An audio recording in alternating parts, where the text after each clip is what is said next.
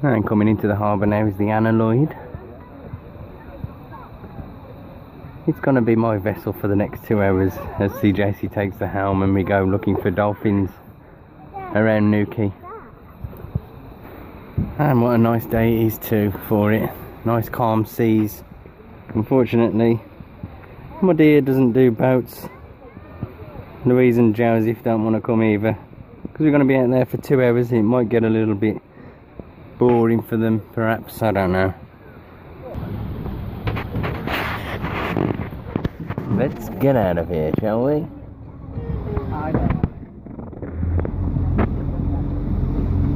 Nice quick handbrake turn. And then we head out into the open water. Beautiful. Dolphins and porpoise, two very different animals. The bottlenose dolphins, they grow up to 14 foot long. They've got a big sickle-shaped fin. Sometimes they come and have a look at us, looking at them. Other times they want to be left alone, hence the code of conduct. And then we've got the harbour porpoise, two very different animals. The harbour porpoise is only 5 foot long, little triangular fin, and they're very timid. They don't approach the boats like the dolphins do.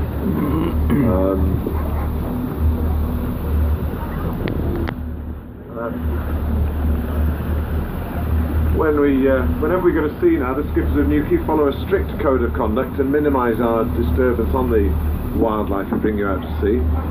And that code of conduct ensures we stay 50 yards out from the bird colonies when there's young on the nest, 50 yards out from the seal haul out areas, and we follow set routes. So if we do see the dolphins or porpoise, we don't go chasing off after them, we'll just stop on our route, watch them, and then carry on our way. Also, whenever we're going to see on this boat, we collect data specifically on the cetaceans we have in the area, and that's the bottlenose dolphins and harbour porpoise. So we're going to make our way across the bay now. Do keep a good lookout, shout if you see anything, ask if you've got any questions, and the first stop will be the bird colonies off Newquay Headland.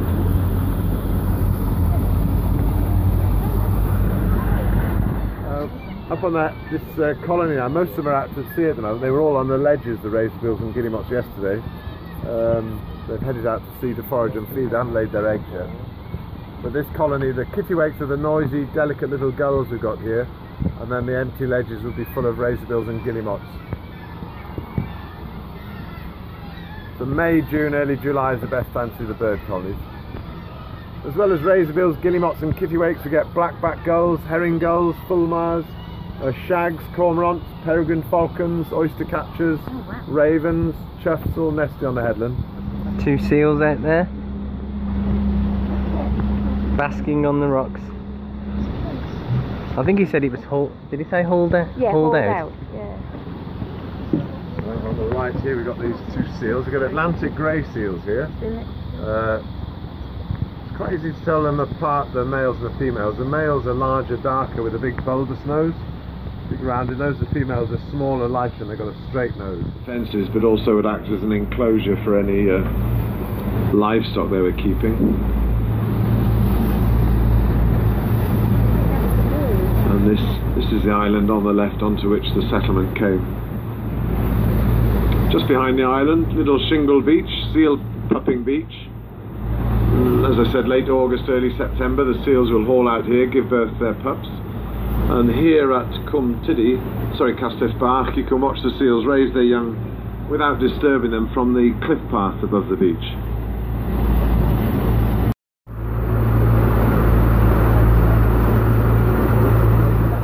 Alright, we are at Aberaeron train station and we've just been and booked our tickets to go to Devil's Bridge. Does that sound exciting, Joseph? And we've just found these switches here. Do you know what they're for, Joseph? These switches? The train tracks. What do they do?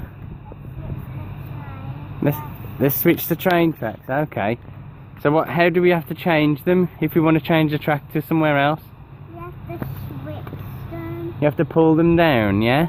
What you have to do, this is an old-fashioned style one, so you have to pull the little handle on them and then pull the big handle down or forward. And then you can see here the other one to stop the train. Yeah, we'll show them that in a minute.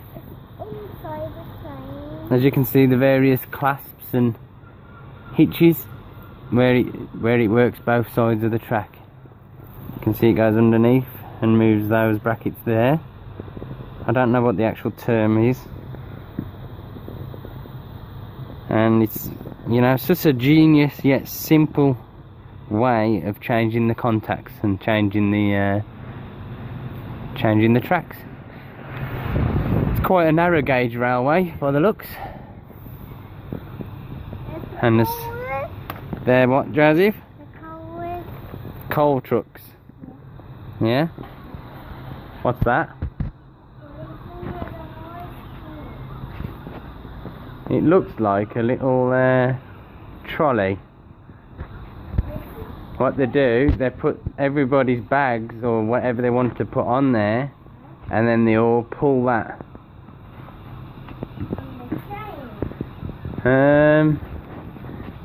Don't think it'll fit on the train tracks, it looks a bit wide. But they might get a horse or a few people to pull it, and that'll help move their bags for the important people, so they haven't got to pull them themselves. Is Joseph an important person? No. No? Yes you are. Can't even pull it now. And over here is a little diesel engine. Yep. And over there is the mainline railway station, I believe, with a lovely clock tower behind it. We're going to be on the train for an hour to get to the bridge. That's a really long way. It's a long way, yeah. And then we spend an hour at the bridge, and then we spend an hour coming back here. We'll see a waterfall at the bridge as well. Should we show everyone watching as well? Yeah. Okay. You're going to show them what there is there? You can. I can. Okay. I don't know how to put the phone. I can't have the phone with the gloves on. A nice little baby train for Bunting. Yeah? That train was going that way. I was right, yeah. Right, they've just got to wait to get all the other passengers off, and then we'll get on it, yeah?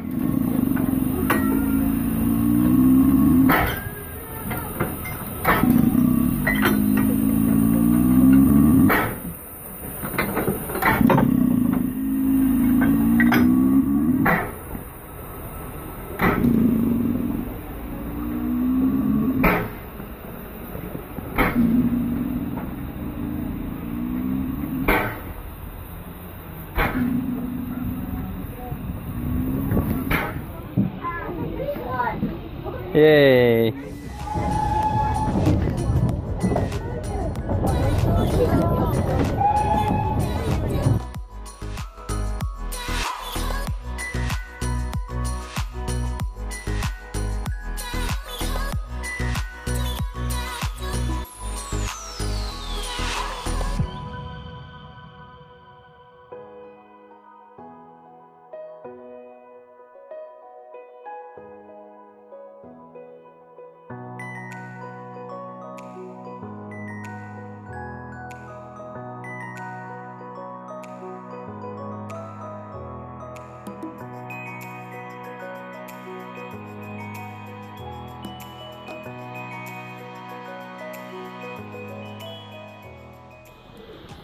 Alright, so my day's carried on while I was reading that board.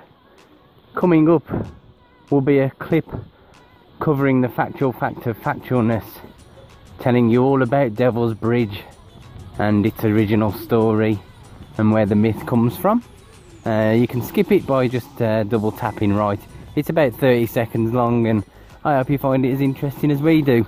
And then following that, I'll show you the bridge itself.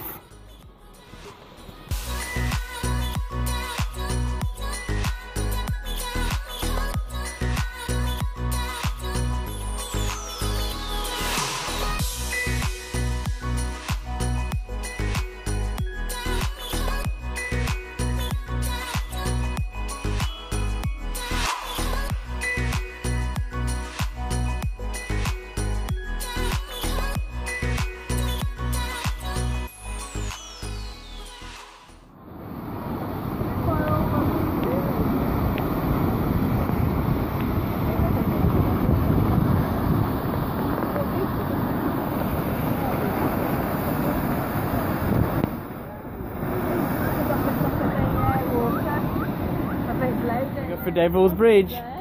Let's go then. Ready? Push, push, push, push. Push. Keep pushing. I'll help you then.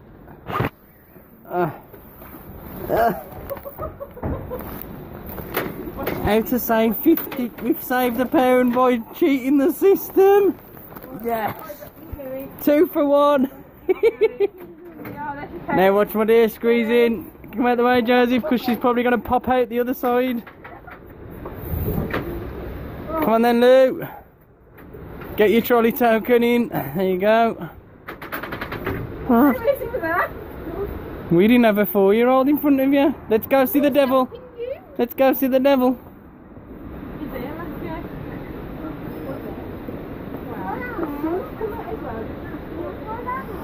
I think my dear needs a Stena stairlift to go down.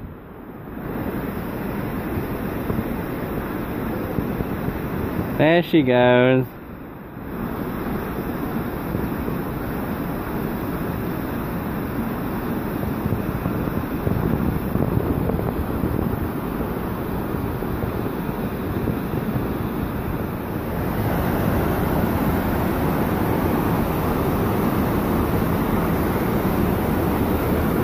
As we go down further, you can really sense the power of the water.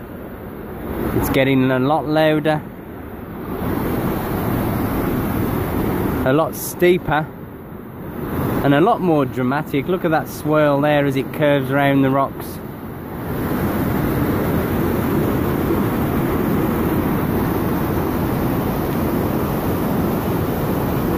Hard to believe that the gap at the bottom is so narrow compared to where the bridge opens up at the top.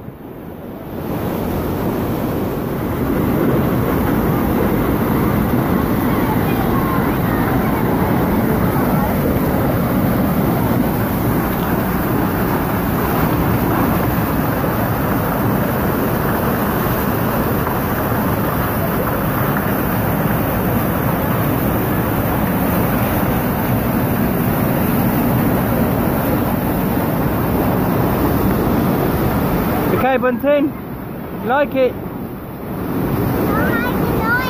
You don't like the noise? I know, but she's shut up now. Okay, so that ends day 2 of our holiday on Devil's Bridge. Yes, interesting. Alright, well, it's Wednesday the 11th of April and we're not going to be getting up to too much today. We have taken the chance, however, to come to a lovely place called Cwmtydu. If you see the boat out there, it's not quite the boat that we came on, but they're doing a similar trip out to look for dolphins. And when I was on the trip on Monday, this place was brought to my attention. Cwmtydu. There's a little ruin of a castle there. I'll show you the notice board. And it's just a little tiny little place, and apparently if human interference is kept to a minimum and dogs are kept off leads and people just stay up on the top, it's rumoured that seals have actually brought their cubs here and gave birth. However, normally they go on the beaches around the corner. So with any luck, I thought I'd bring the family around to come and experience the place as well. And maybe we'll go for a walk up on the cliffs later if they're feeling adventurous enough. I don't think they are though.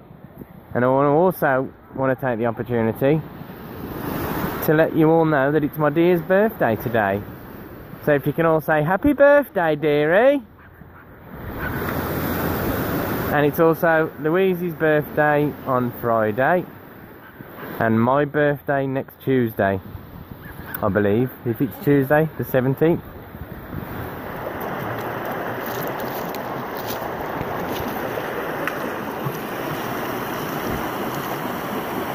Deer with a super aggressive throw there, trying to break the cliff.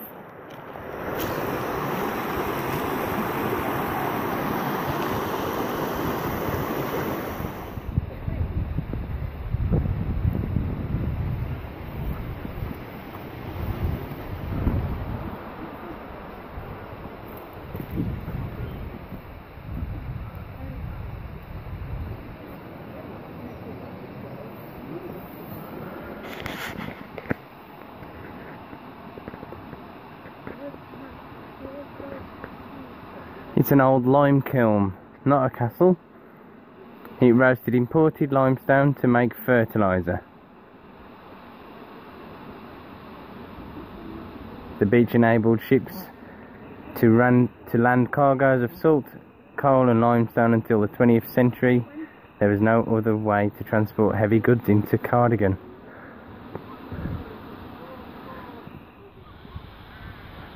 Okay, we've come further south to a little riverside town called Aberaeron. Sorry if I've pronounced it wrong, but it's not too far inland. I think the river just meanders around there to the right, and then the other side of the valley towards the right hand side is where the sea comes in. So it looks pretty cool and an interesting place. Some old wood there. Can't quite tell if it's a shipwreck or not. It may possibly be, but looks a really interesting town. Not to mention the Ford Mustang parked here.